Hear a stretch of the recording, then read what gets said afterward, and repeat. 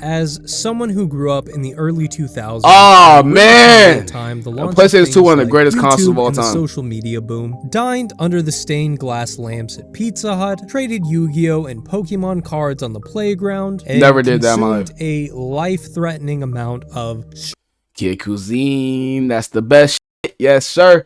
Easy Squirt. That is crazy name, and never even heard that. Strangely dyed food items. I can't escape this feeling that everything has changed. You could chalk it up to childhood nostalgia, or the realization of time floating along, or maybe even a growing disdain for the systems at play, and finally a 9 to 5, bro. To see the bigger picture. I just don't think that's the case. It seems like throughout my childhood, the world was going in a specific direction. And at some point, that force was just stopped and found a completely I can't say that.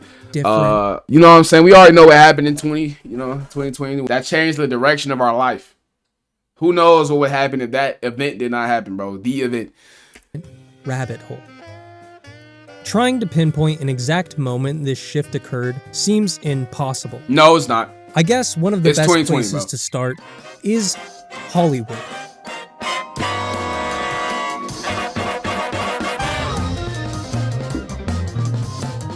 You got a little price down font. I like it. I remember being thoroughly engulfed in the Harry Potter franchise as a child. Games, books, candy, toys. If it had a wizard on it, I wanted it. There were several franchises that ate up all of our minds at the time. And while Harry Potter was probably the first franchise I really remember. Chronicles of Narnia. That's what the other was. It was Chronicles of Narnia. It was Aragon. I was into Harry Potter. I did watch all the movies, but I was not like a super huge fan. I did like the teen dramas, like the sci-fi teen drama books. I used to read a lot of books. Junie B. Jones and shit like that. Mighty B. I was into the cartoons, obviously Teen Titans, Ben 10, you know what I'm saying? Naruto, the greatest show of all time. Like Dragon Ball Z, playing the Dragon Ball Z games. Any Dragon Ball game or Naruto game, me and my brother was playing that for sure. And then I got into Call of Duty and 2K and all that stuff. Loving as a child, a close second had to be Spider-Man. Oh yeah, Spider-Man. See all the Spider-Man movies, of course. Multiple times. And with the Raimi films also coming out around that time, I was primed to grow into a lifelong comic book nerd. Luckily for me, my stepdad was already a full-blown geek, and it just so happened that my school was trying a new schedule, where we'd only have class for half a day on Wednesdays. A monkey. My mom did not want me to watch that shit. My stepdad also had off. So with the remainder of our day left, swore basically. We'd just hang out. He'd show me old movie franchises that he loved, like Indiana Jones and Ghostbusters, Star Wars, or Rambo. Yep, Star Wars too, Clone Wars on Cartoon Network. Becoming a fan. When new movies came out, we would frequently go watch them, like Batman Begins or Prisoner of Azkaban. In hindsight, it felt a lot like a generational crossover. He'd grown up on these franchises and passed them along to me. Now we're getting our own to share, like Harry Potter and these new superhero films. So imagine our elation when in May of 2008, that's how my little cousin gonna be. I'm gonna put him on Naruto. A brand new Indiana Jones movie and an Iron Man movie. And so we went and saw both of these movies in theaters. And for both of these movies, we had a vastly different experience. Iron Man was amazing. We both loved it. It felt gritty, like Batman Begins, but still had this charm to it, like the Raimi films, that felt true to both Tony Stark and Marvel. Getting up as I normally do once the credits roll, my stepdad tells me to sit back down. He'd heard from a coworker that there's a special ending credit scene, so we sit down. Never having sat through the entire credit sequence in the movie theater, I realized how long they actually were. So I figured whatever was at the end of this had better be good. And standing for the end credit scenes was the ending scene with Nick Fury. Bro, the experience of watching a Marvel movie in theaters is just like really cold, bro. Now the new Marvel movies don't have the same effect, but the end credit scenes, especially before people knew about them, before it was like a mainstream thing, and actually I can't even say mainstream, but a lot less people knew about it back then than they do now. That was cold as fuck to see, like, oh, something happens in the end credit. Like, I can't watch a regular movie without thinking that something might happen at the end credit. I have to always watch a movie and Google when the movie like is done if it has an end credit scene, if there's a post credit scene. I watched the movie Immaculate or some shit, whatever the movie with Sydney Sweeney was, where she was the nun. I watched that movie with my girl and I had to Google, yo, is there a post credit scene? Because I didn't want to leave the theater and not see a post credit scene. Like, they really revolutionized the game. Inviting Iron Man to the Avengers opened up this whole can of worms and excitement for what other great stories could be told. It was going to be a franchise with more heroes on the way. I was really excited to see how Endgame is so crazy, franchise. bro. Would we get Galactus in the future? Kang? What if those X-Men movies that have been coming out end up crossing over with it? I was unfortunately that never overjoyed with how fresh and new. Unfortunately, that never happened too. At the same time, I was once again ready to eat up another franchise. Now, on the other side of the spectrum was Indiana Jones, Kingdom. I like this movie, bro. There was a bit of a different experience between me and my stepdad. I remember him walking out just as disappointed as me. Isn't that weird to say stepdad? Favorite series brought back to life because smashed in front of you. Little did I know that. Is it not weird to say stepdad? Like, if there's any stepdads that come across this clip somehow, do you not feel offended by that? Because I know, yeah, you are the stepdad, but at the end of the day, why not just call you dad? Why not just call you dad? Because I used to do that with my sister, because me and my sister have, like, different, we have the same dad, but we have different moms. So it's like, I used to call her my stepsister, but, like, recently I thought, yo, why would I call her my stepsister? Why not, I just call her my sister. I don't understand why I'll call my stepsister. Like, at the end of the day, we still like brother and sister. Like, ain't no stepsister. That might be just a new thing I'm picking up.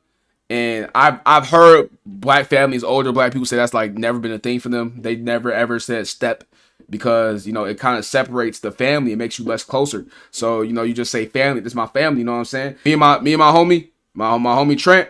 Shout out my boy T Lee. But that's my brother. I've known him since I was in 2nd or 3rd grade, bro. It's been a long, long time. So that's just my brother at this point. I don't call him my like best friend for real. I don't call him my homie. Like, he my brother type shit. You know what I'm saying? So I don't know, bro. I don't understand. I feel some type of way if my son was calling me stepdad and he grown as hell. Like, I've literally raised you, dude. I literally raised you, little nigga. Why you call me stepdad? I'm your father at this point, bro. Your biological father. Call him your biological father. Don't call me stepdad. Like, I'm like a step away from you, bro. Like, nah. Be a constant feeling in the future. The whole movie felt off. It seemed like it was brought back solely for the point of being able to say, hey, we brought it back. As a kid, I liked it. Wasn't that cool? Well, entirely missing the point. But Shia LaBeouf was one of my favorite actors as a kid, bro. Because I watched Even Stevens. I don't know. Something just felt off. I remember an incredibly heavy toy rollout with this movie as well. As I walked the toy aisle between the Go-Go Crazy Bones, the Air Hog Havoc Helis, that new Batmobile, I saw that shitty whip. I felt like I was watching something I loved get its corpse dug up and paraded around, all to make a quick buck. This wasn't uncommon and still isn't today. Literally everything that can be marketed towards kids will have cheap plastic garbage made for them. I mean, most of the 80s cartoons were built solely off of the principle of selling toys, but it was the first time that I ever noticed it. Fast forward to the present day, and we have a 5th Indiana Jones movie that did the same song and dance. That little Marvel thing that I was so excited for is now up to 32 films, with another 8 shows that you just have to catch up on. I've seen almost all these movies and films, bro, right? Or in shows. And it was, for a while, before everything became so monotone. Babe, wake up. It's time for your yearly Marvel rollout. Babe, wake up. It's time to bring another franchise back from the dead. Babe, wake up. It's time for you to add a cute creature in a film to sell toys. Babe, wake up. It's time to sit through the post credits. There's been a growing sentiment that Hollywood is running out of ideas, and from a surface level, it is very hard to argue. Anytime something is mildly popular, it'll get mass-produced to extinction, or some old IP will get dug up solely for, hey, remember this thing points? It used to be cute, but now it seems all the Hollywood blockbusters are being mass-produced to appeal to the widest variety of people. Why are we getting a Moana live action film in the year 2024 when the film came out in 2016? It's not even 10 years old. It's not even 10 years old and we're getting a live action. That don't even make sense, gang. That like Moana 2 is coming out the same year the Moana live action movie is coming out. How does that make sense? You would think this was like, we've been here, like let's reimagine the story a little bit. Like the story did not just come out. Moana literally just came out. And it doesn't help the fact that it came out in 2016, then 2020 happens, and then now everybody feels like, oh, time just flew by. And you know what I'm saying? Now we have a Moana remake when to most people it feels like Moana just came out because of what happened. Or shit, I can't say that word. Yo, YouTube gonna cut the video. I got censored. But y'all know what I'm talking about though. Shit like that is why people feel like the movie scene is really stale. But to give people credit that make these movies, a lot of the original IPs that come out, people do not make those financial hits. People like, you know, they put a lot of money into these projects. No one really gives a fuck about the original IP, so that it doesn't make as much money as it's supposed to. And it's a lot of executives in Hollywood that just only care about that bread. And you're not showing them that bread, you're not gonna get that money to be greenlit. You know what I'm saying? And you're not gonna be able to make a movie no more. That's what it is. Like y'all did it with Dungeons and Dragons. Dungeons and Dragons was funny. It felt good, like to watch. You know what I'm saying? Because it had that classic family-friendly feel where it wasn't taking itself super seriously. It had a good plot. It had funny moments. Had a good cast. You know, it was just one of those movies where you felt like, oh yeah, it's going to be a one-off, but it should do well. And you might get a sequel. And no one watched it, which is still a damn shame. That movie should not have done bad. That movie was a good movie, like a really genuinely good movie. Making everything feel ultimately stale. You can't stray too far into the source material or you may alienate casual viewers. Can't have a self-contained story. Everything has to be this huge spectacle. Don't even get me started on the commodification of all this. You want to talk about cheap plastic garbage geared towards kids? We've got that for adults now. In every imaginable thing they could possibly want. Pick your fucking brand because there's tons of them. Most of them owned by the same crock pots, aprons, cat collars, chopsticks, you name it, they'll slap your face. Hey, real shit, that's just our generation, bro. So I'm gonna give the Naruto shit, bro. Naruto like Teenage Mutant Ninja Turtle collaboration. What the fuck? When did this happen? When? What the? Why? What? Huh? Why am I seeing Gaara, Naruto, Sasuke, and Kakashi as turtles, my nigga? Into a store like Box Lunch. When did this happen? Dog, I've never heard about this. No way. I'm not saying this like I'm hyped for this. This is ass. This is ass. Real shit. I'd rather see Naruto and them in turtle get-ups with turtle shells and shit. I don't like this. Truly a monument to the whole trend of this is a forever IP. Remember this thing? Yeah, we're gonna milk it to death with the most mundane merch imaginable. Oh my, stop showing this. Get this on my screen, bro. Everything is so Get this on my screen, bro. Who is buying that? Yeah, minimalism has killed creativity. Just look at the NBA. People have been so drawn to these Y2K aesthetics, like Frutiger and its mini spinoffs. They're memorable, visually appealing, and stuck out in a sea of other designs. Even exploring everything used to be so colorful, bro. Has a certain air of excitement to it that you will never find on a modern web page today. There's no more sticking out in a sea of designs. There's just the sea.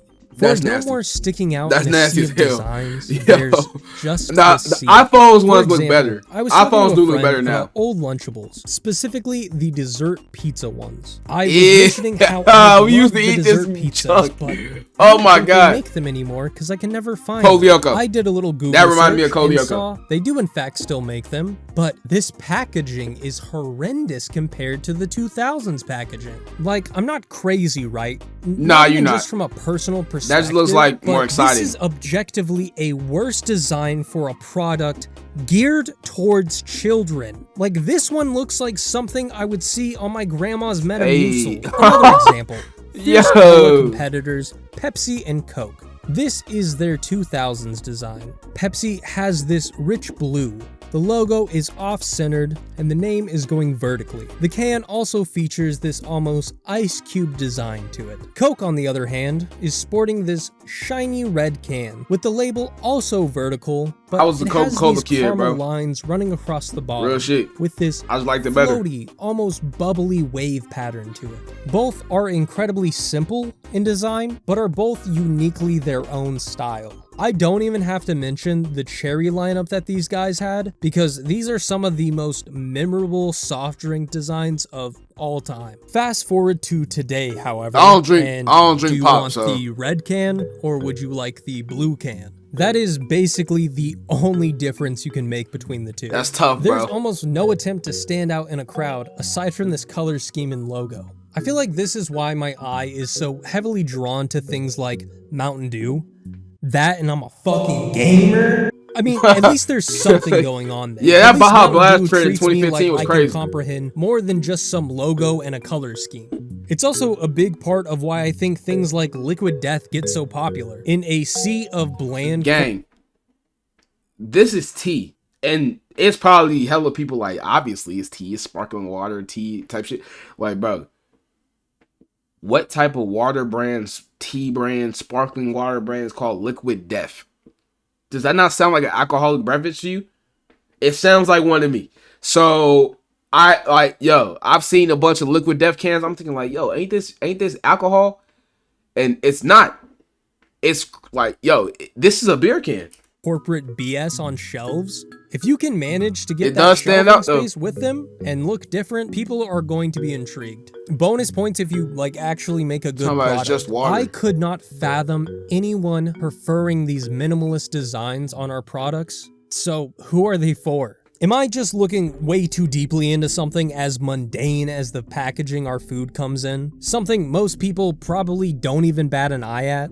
Maybe I just need to go outside, get off the internet for a little while, and fuck me. This homogenized look has even bled into architecture. Remember the iconic red roof McDonald's used to have? The Adobe styling of Taco Bell, that pizzeria feeling of Pizza Hut, or the sunroom in Wendy's. My Wendy's still Gone look are like that. those I still got days. Wendy's that look Now like that. there are all these sleek, boxy monoliths to fast food, painted gray, white, black, or whatever the most drab color they could find. The insides do not get much better either. My McDonald's before its remodel used to have a genuinely cozy vibe for a McDonald's. Now it is absolutely sterile. Just And like the less how people all that go there, fast food the better. restaurants now feel. I'm not asking for rainforest cafe levels of ambiance. That is but crazy. the environment that's been depressing. And when your food is already depressing enough, choosing to eat in an environment like this is horrible. It's like it's been crafted. Yeah, I haven't to eaten be at McDonald's the since like most cold, uncomfortable place 2011. to eat a meal. Nah, Functional? like 2014 probably. Absolutely. You can sit down and you can eat a meal here, but you don't want to be in here. It feels like the company It was at is McDonald's actively place. trying to dissuade you from being in their establishment. It feels like a new take picture where it is absolutely hideous to look at, while still serving its function at the most basic level of, say, a bench or a chair. But you won't be comfortable because it is designed to keep you away. And the thing is, Chipotle and Panda Express were using this exact Oh, no. design That Discord prior don't to work. the That Discord link don't work. renaissance That Discord of link- this drab Yo, listen, when you come into the chat and you do exclamation point Discord, that Discord link is actually not valid no more because I deleted that Discord.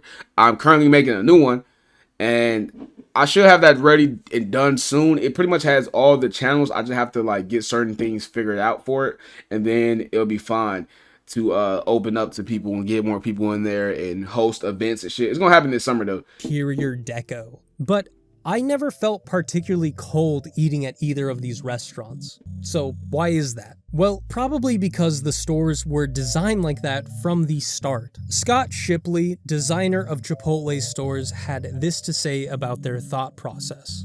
Our food is simple ingredients. It's what you do with them that counts. The idea with Chipotle the always been architecture mid was, to me, let's bro. take these simple, rudimentary Always. materials, but what we do Always with them will say overpriced. something. mid. And we'll get a but look at I didn't that. start getting When into Chipotle entering a until later. restaurant So that looks like this, at a time when other restaurants look like this, or this, or this, it doesn't feel so sterile now, does it? It's unique and exciting. Kind of like a new superhero movie. But after the 33rd time that you've seen a restaurant with this design, completely stripped from its source material, it starts to feel a little manufactured for you to like. The marbles wasn't bad. Without understanding why it worked in the first place.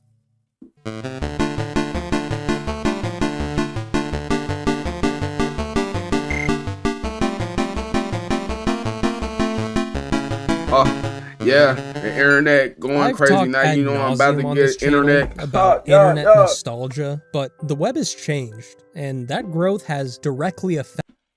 Ignore me, bro. Ignore me, bro. Ignore me, dog. What did I just do? What did I just say? Oh, bro. Affected the human race. And a lot of us have seen that effect happen in real time. Times before TikTok and Twitter bots. Before the word meme was widespread. A similar, more Wild West environment. No one really knew where this thing was going, but it was exciting. And once you experienced it, you were pulled in. 2012 YouTube was special. What the internet has become on one person or watching one all company, Call of Duty videos, Minecraft videos. Yes, this sir. Guy the reins for so long, yes, sir. Was not the right. Huawei. Let's go over an extended and very crude history lesson. Scott does Minecraft before the EDP allegations. People were using computers like before this, it went crazy, doing I don't know, boring office work, nerdy stuff, trying to play Leisure Suit Larry. Point is, DM you on not Instagram. a lot of people were using computers. You had businessmen, working class citizens, and the really fringe nerds. Computers were expensive, hard to navigate, and a lot of people weren't sure of the applications yet. Around the turn of the decade, computers started to get a lot faster and a lot cheaper, all due to developments in the manufacturing of microchips. Not only that, all this I never had a computer as bulky as that, bro. To go from looking like this to this.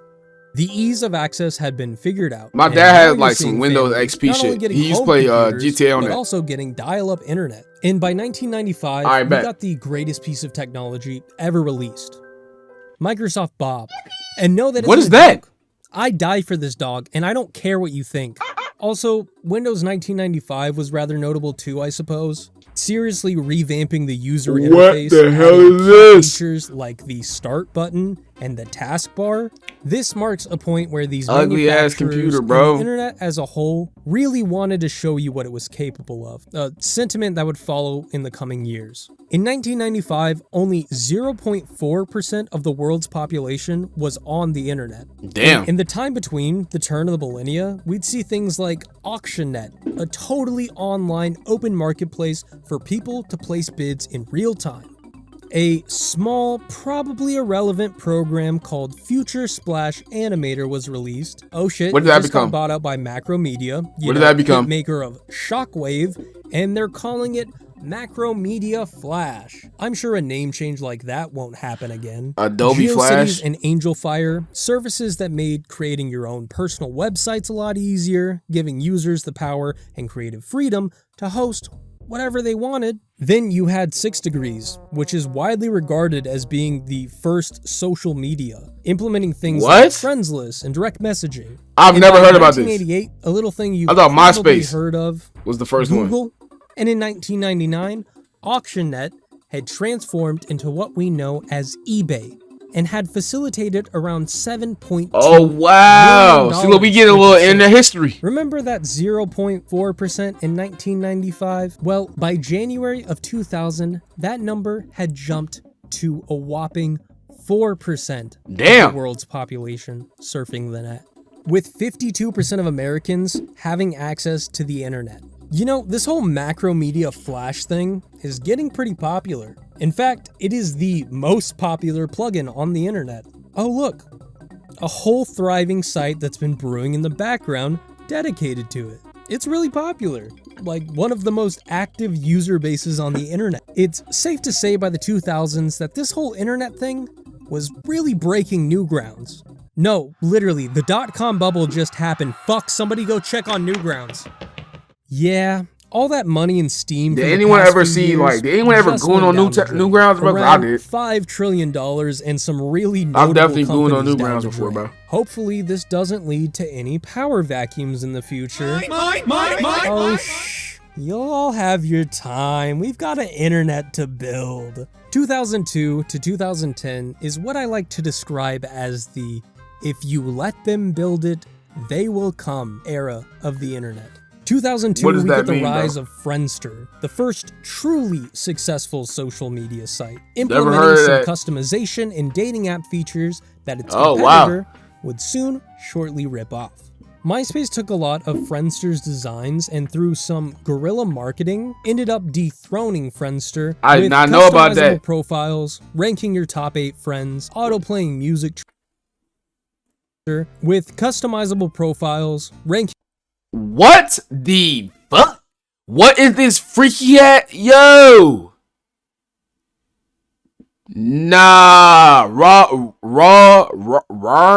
Yeah, I can't even pronounce that shit. Raw girl, bro. Raw girl, bro. 194 million friends. Oh, she was one of the first e-thoughts. This is one of the first e-thoughts, gang. Yo, they trying to silence me, gang. That's what this is. They trying to silence me so I don't expose Raw girl from her MySpace page. This is somebody's mother, by the way, chat. That's why I don't believe a lot of these people, a lot of these older people that say, "Oh yeah, our generation, they would have done the OFs and stuff." No, yeah, they would have. They would have gone crazy. They would have gone crazy. King your top 8 friends, auto-playing music tracks on your page, and to its detriment, many more features. What GOC Facebook games are crazy, did bro. by giving users a page of their own, MySpace perfected this time with the added layer of network ability. 2004 sees the launch of a familiar face coming up for that throne, Facebook. But they're not quite significant yet. The next year, 2005, seems to be a pretty pivotal year. We see Adobe acquiring Macromedia for our final name change of that hit technology, Adobe Flash. The same year, we get YouTube, yes, a website sir. I'm sure you know because you're on it. The Xbox 360 yes, was sir. the first console to fully utilize and get its players on board with the idea of online Them gaming. COD lobbies I'd is say iconic, due bro. to the fact that 2005 also marks a turn in how Americans access the internet. Being the first year broadband internet use overtook dial-up. Now, more of us had access to this never-ending supply of content being brought our way. Videos are loading in minutes. Games are more accessible online. Naruto AMVs, no longer dude. do we have to worry about somebody using the phone while we are surfing the web. Just infinite, unlimited browsing. The next 5 years are really just a rise in all of this content. YouTube continues to grow into this platform where anyone can upload whatever they want. Newgrounds sees some of its greatest years between 2005 and 2007. Twitter is launched as this alternate social media site where you can just scream into the void of the world with whatever you want to say. And you have Reddit, who is taking inspirations from other web forms, allowing users to create their own boards to talk about whatever they feel like, mainly atheism and Yo, I hope pretty soon we'll be able to years make our own subreddit, bro. 4chan than its modern day variant. And speaking of 4chan, these were some of its earliest influential years, from uploading a scan from a comic book in 2008 that would morph internet culture Pepe, bro. current day. 4chan was always seen as sort of this breeding ground for internet culture that would spread throughout other sites like YouTube and Reddit and MySpace and even into the real world. I know 4chan for some pretty nasty stuff, bro. I don't know 4chan about no positive shit. Started to feel like they were growing and developing into a place for all of us. A place where we were the providers of the entertainment, the design of the page, the contents held within it, and the humor we found funny. I bring all this up to paint a picture of the timeline and both the Wild West state that the internet had been in. You have the older generations who set up this internet thing with the fundamentals of, hey, this is a place for you. You can be anyone you want on here, and if you can make it, you can share it. These were the so-called rules. And now with the accessibility of the internet across America and some incredibly wise peers with the same fundamentals, it was our turn. But it is kind of crazy how the internet is so young, but it doesn't. I can't imagine life without it. Like, I was born in 2001, right? So technically, like, I was a baby when the internet was just being conceptualized and really becoming what it is. But I could not imagine growing up without the internet, bro. And that might sound crazy. Like, I am chronically online, bro. I mean, what do you expect? I'm a streamer. I'm a Twitch streamer, bro. I upload on YouTube, bro. I'm always on Twitter. Like, I'm chronically online, bro. That's just is what it is. Like, I grew up with this shit. But I'm not to the point where I'm like a degenerate. Like, I can't be outside. Like, I don't touch grass. I touch grass, bro. I have a pretty normal life. But I just couldn't imagine not being on the internet. You know, like, it's just so much stuff. And plus, with the access to social media, bro, for good or for worse, we have access to everyone everywhere. And some people like to argue we were never meant to have this much access to people outside of our towns and stuff. Like, our brains can't handle it. But that just means you're dumb, gang. That's all that means. That's all you saying to me. Cause shit, it's cool as fuck. I connect with somebody in Ireland. My nigga, Jolly, bro. He's from the Netherlands. I would never have met Jolly or Matt or any of these people because they don't live near me. I would never be able to connect with some people that live in the same state with me, like, to link up or to do anything. I would never have the opportunities. I'll be stuck in a mundane job doing shit I don't like, and it'll be the cycle, rinse and repeat, bro. So I think the internet is a net positive, obviously, and real shit. Like, people get radicalized on that motherfucker, but I cannot imagine not having the internet, because what would I be doing? You know what I'm saying? What do you think you would be doing if you didn't have the internet? There comes a turning point. This freedom and all this new traffic coming online has a cost. As the numbers go up, so does the need to find a stream of revenue to keep this whole thing afloat. It's simply the cost of doing business. Yo, his head shape Most is users crazy. are fine with seeing an ad here or there, but for MySpace, it might have been their final nail in the coffin. MySpace, while having the beautiful customization many users had grown to love and expect from the internet, had also been dealing with countless issues on the site, from buggy apps, broken features, and just the general clunkiness the site had morphed into. Compound this with security threats and revenue goals the site needed to meet, now being owned by a massive corporation, Time Inc., ads became more intrusive in a bid to monetize the site.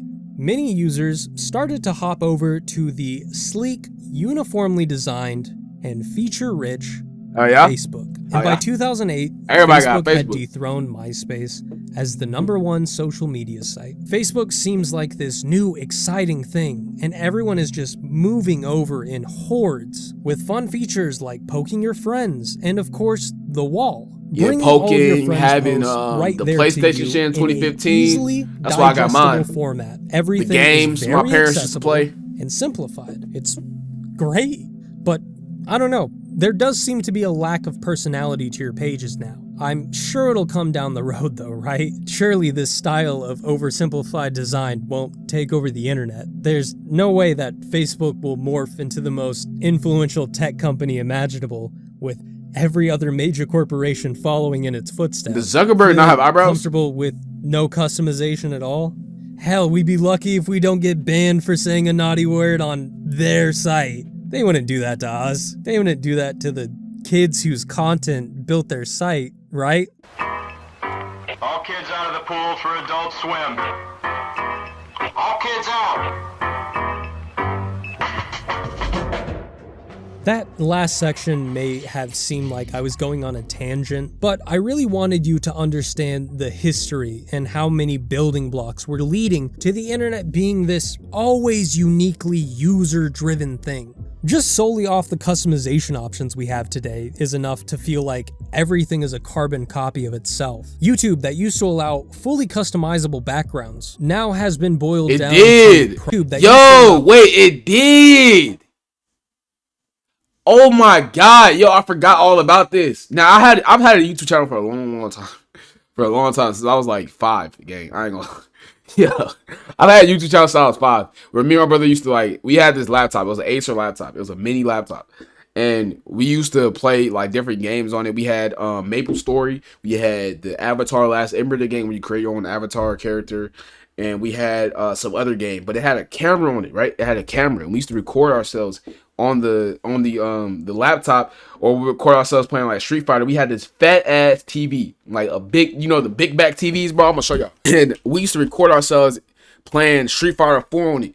It was in black and white, and Hold up, bro. Let me look this up. Because everyone from the 2000s had this TV, bro. Like, it might have been this exact type of TV, like this exact brand and everything. I feel like it was like one of these. It had a name like Hitachi. It was a Hitachi TV. Let me look it up. It was a Hitachi TV, bro. And we used to have that TV, and we would play the game, like I said, and we would record ourselves and stuff like that, or we would just record ourselves like doing troll shit. Yo, now I'm thinking about it, bro. We made skits, gang.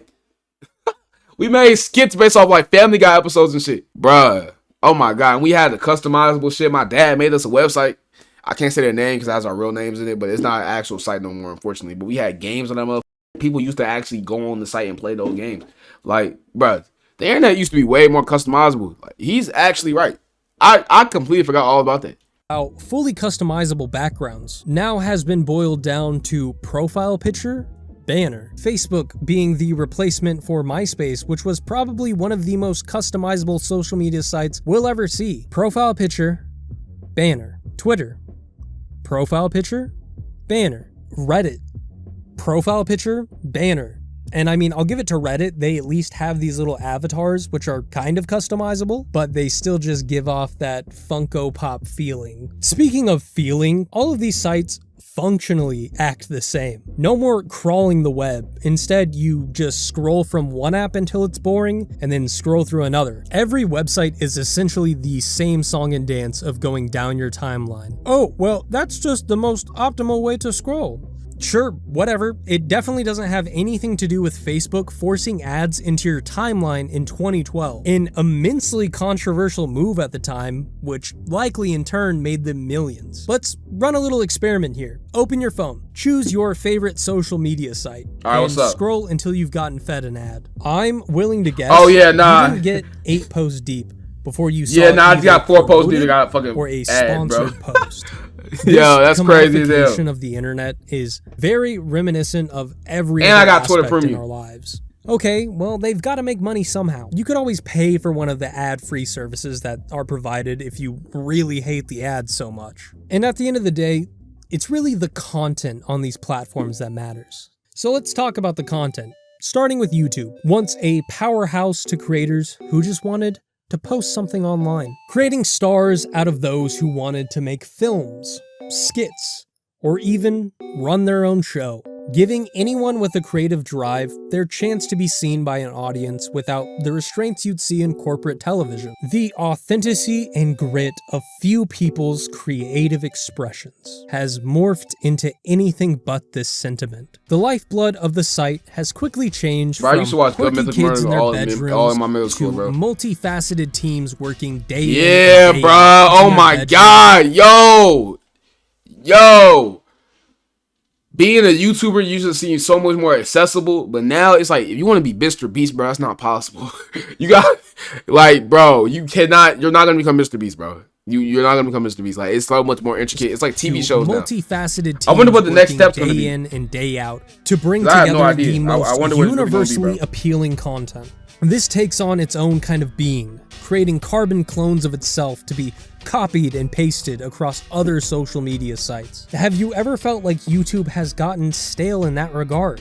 My Gen X mother watches Mr. Beast clips that have been recycled onto Facebook.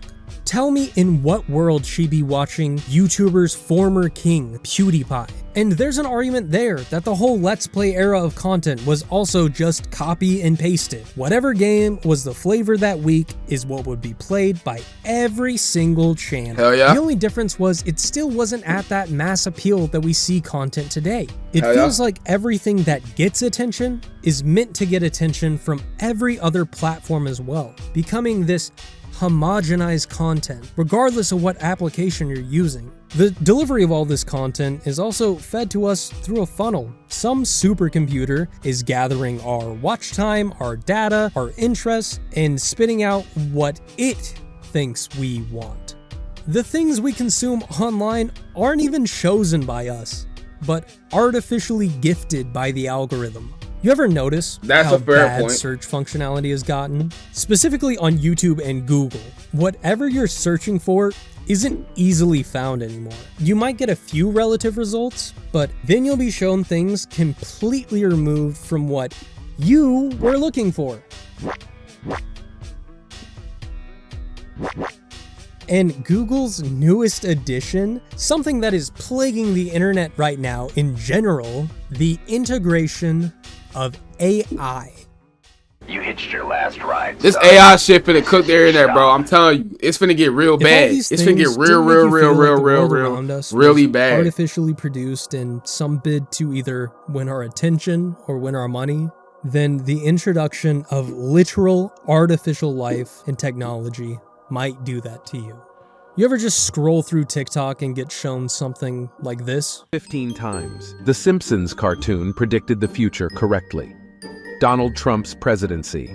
Not only is it the milquetoast broad appeal content we talked about in the previous section, but now it's not even human. There's not somebody at least trying to be an entertaining host. It's just some robot trying to mimic that. Every time I see something like this, I get this sinking feeling that we are surely coming to a close of this whole internet thing being ours. There's posts like this throughout all of the web, with literal bot farms on these things just Oh my running God, day bro. in and day Have y'all out. seen the clip of most the horrifying Japanese guy example running the bots? being those that run on Facebook. It's like a producing wall of TV screens or computer screens, and they're literally just running bots.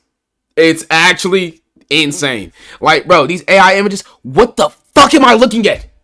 Why is Jesus on Creed right now, bro? Why is Jesus riding Creed? This is dead as a small person Jesus who is riding a dog. Unless the dog is just gigantic, but this don't look like no damn regular sized person. So I'm just gonna go with the fact that they got small Jesus. Not only is this like a sin, I think this can't be holy. You know what I'm saying? So like, why did they AI Jesus riding Creed? That don't even make sense, bro. Who thought of this? And they get fit, bro. It get 44.9K likes with 703 comments and 291 shares. Who old ass grandparents is liking this post? Why don't pics like this ever trend? Amen.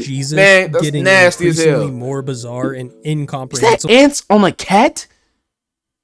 Yo, there's no way they're not viewbot. Like, bro, how does the security on social media not just get rid of these posts? Because it's obviously fake engagement. How does fake engagement drive up revenue sales? But doing literal numbers, not only because boomers are kind of stupid and eat this shit up, but now there's these AI accounts that are supposed to be posing as users eating up this content. The dead internet theory has become all but a theory really, and just kind of looks like our future. The worst part of all this, AI isn't some tool locked behind a corporate level paywall. Facebook isn't putting these bots out here to make the site feel more lively and have more content. AI technology is practically free for any of us to use. Yeah, facts. And that seems to be who's ChatGPT used to just most be online for some reason or ChatGPT used to just be something that you used to like help out and stuff like that. It used to be very useful and like not problematic in 2020, 21. And now the AI technology has become something very, very odd. And ChatGPT has also become something very like easy to ChatGPT in my opinion is still useful. It's just that I think people use it for nefarious means. We're still in a fairly prime line for some reason or another. It's just us. We're still in a fairly niggas are making drawings with AI. This, I'd say. These bots can be recognized, the songs can be heard, the photos can be dissected, all pointing to this thing we're experiencing being artificial. But what happens when that isn't the case anymore? We've opened Pandora's box, and there's no going back from this technology. It's gonna get very scary, bro. We can't tell if the song we're listening to is a genuine artist who spent years of their life honing their craft and is instead someone who spent a couple weeks with an AI model to fabricate this song. Not only are we being guided through the content we consume by an AI, but we're about to start getting shown undistinguishable content produced by an AI. Artificial intelligence makes everything seem less real because it controls how we interact and it does creative tasks automatically. As AI starts to control more of what we do and see online, it makes us wonder what's genuine and makes the world around us feel even less real. If you needed a better example, that quote was literally written by ChatGPT. If you've been experiencing this feeling that the world around us is growing more artificial, like myself, the integration of artificial intelligence is only going to make this worse. The internet seems to be long removed from the days of being something to connect us all. And with the introduction of bots that we won't be able to tell apart from real, genuine people, losing that feeling of individuality online. And almost everything we consume online being fed to us directly by some computer, deciding this is what we like, rather than what we actually like, or what we're feeling. This dystopian ass grim outlook for sure. What the I mean, fuck? speaking back to Yo, fast this food, dystopian ass shit he just said.